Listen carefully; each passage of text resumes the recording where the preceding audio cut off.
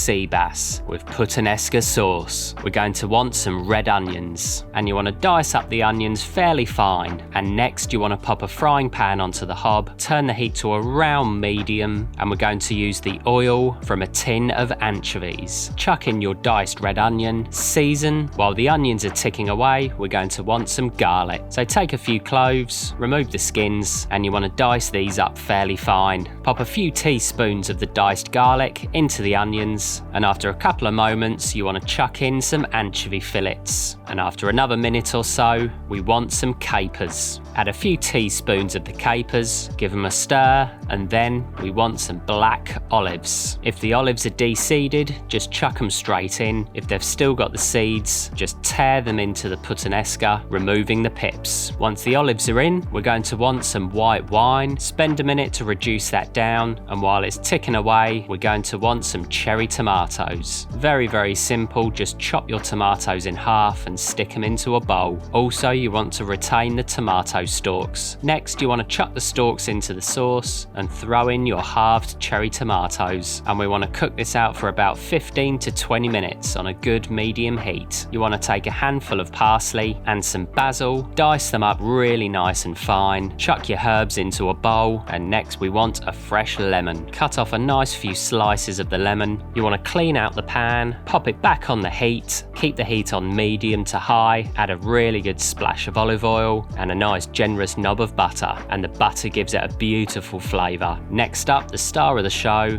some lovely fresh sea bass. So here we have some sea bass fillets, and the best way to prepare them for cooking, you want to pat them dry with a kitchen towel or kitchen paper, pop them onto a chopping board, and then very gently score the skin. Cut across the skin. This will stop the fish from curling up in the pan. Season both sides of the sea bass with a touch of salt, and just at the point the butter starts to sizzle and disintegrate into the oil, you want to lay in your sea bass, skin side down. And the trick, you want to give the sea bass about 1 minute on the skin side. We want that skin beautiful and crispy. Flip over the sea bass, give it about 20-30 seconds on the flesh side. Flip it again. In the few moments we have before we plate, chuck in a good handful of your parsley and basil and a good few squeezes of some lemon juice. And now we're ready to serve. So you want to sauce the plate, be quite generous, lay on your crispy skin, perfectly cooked sea bass. Finish with a good drizzle of some extra virgin olive oil, a nice squeeze of some lemon juice, and then sprinkle over some of your finely diced herbs.